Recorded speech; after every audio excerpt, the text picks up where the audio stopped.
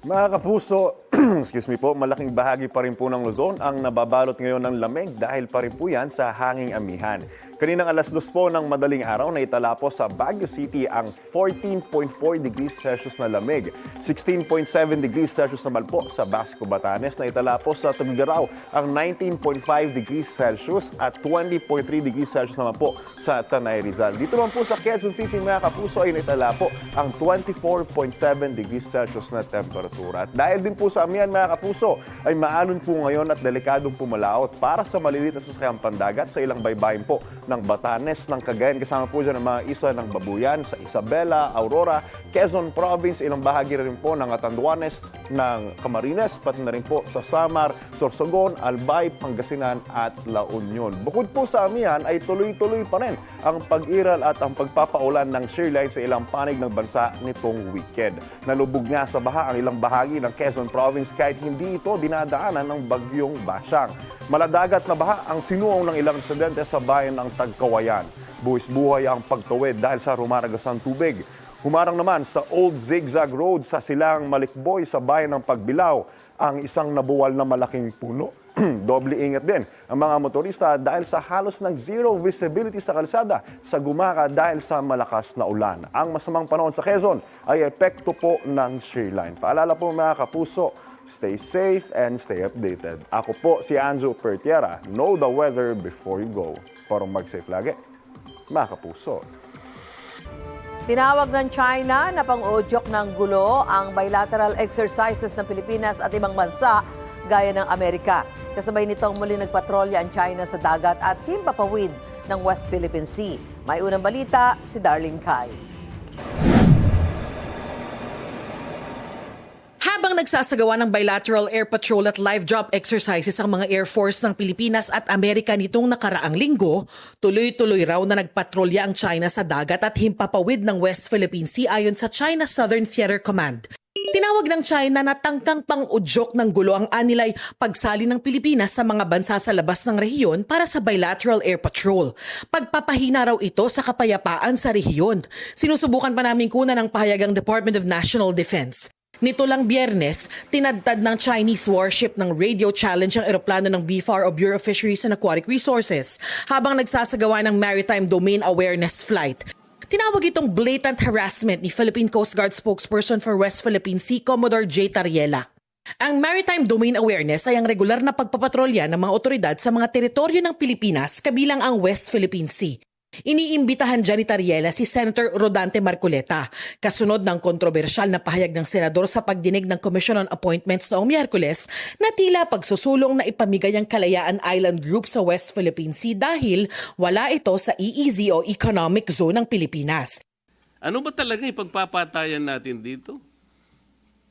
We will offer our lives, including the lives of our children, and to die for it, for something that is not even within our EEZ. Ang gawin natin po para madali, i-give up natin yung KIG. Si Tariela na raw ang bahalang mag-ayos at sasamahan niya pa raw si Marcoleta. Dagdag pa ni Tariela, sigurado siyang malugod na tatanggapin ng mga taga-Pag-asa Island si Marcoleta. Sinisika pa ng GMA Integrated News na hinga ng pahayag si Marcoleta pero wala pa siyang tugon sa ngayon. Nauna nang sinabi ni Marcoleta na wala siyang sinabing ipamigay ang Kalayaan Island Group. Anya, pilit pinaikli ang konteksto ng kanyang sinabi. Sabi ni Professor Paulo Emanuel Tamasi ng UP College of Law, dapat maingat ang mga opisyal ng gobyerno sa mga binibitawang salita. May mga pahayag daw kasing posibleng makita na pagtatraidor sa interes ng bansa. Sa ilalim po ng kasalukuyan nating batas, sa Revised Penal Code, yung treason po ay isang krimen ng pagtataksil sa Pilipinas o sa soberanya ng Pilipinas. May konteksto po yun na kailangan may digmaan na nagaganap or active war na nagaganap. So, posible po na mayroong mga pahayag sa publiko, yung na pwede natin makita na pagtatraidor sa interes ng Pilipinas, hindi po necessarily papasok yun sa kasalukuyang definition ng treason. Ito ang unang balita. Darlene Kai para sa GMA Integrated News. Nanindigan ng Armed Forces of the Philippines sa isinagawa nilang pagpapatrolya sa West Philippine Sea na pinuna ng China. Ayon sa AFP, nakaschedule at aprobado ang kanilang exercise sa Baho de Masinloc. Isinagawa rin daw iyon sa loob ng Exclusive Economic Zone ng Pilipinas. Ipagpapatuloy raw nila ito kasama ang mga kaalyadong bansa ng Pilipinas. Ang pagpapatrolya daw roon ng China ay iligan nila'y dapat nang itigil dahil wala itong basihan sa international law.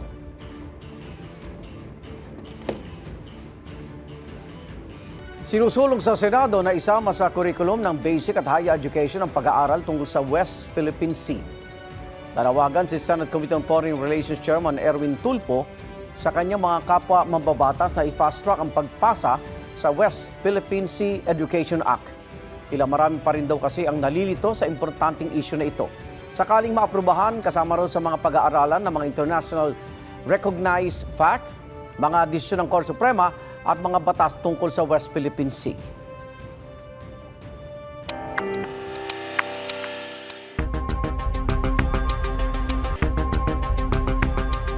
Wala sa Cambodia ang negosyanteng si Atong Ang ayon sa Ministry of Foreign Affairs and International Cooperation ng naturang bansa.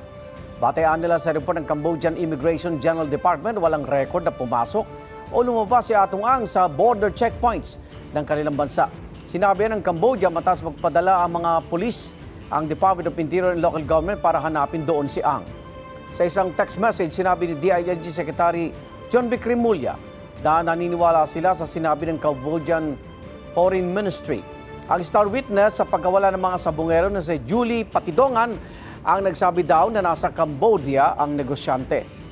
Wanted si Atong Ang para sa mga kasong kidnapping with homicide at kidnapping with serious illegal detention kaugnay sa pagkawala ng mga sabungero.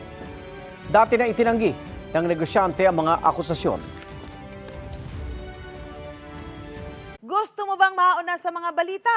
Mag-subscribe na sa GMA Integrated News sa YouTube at tumutok sa unang balita.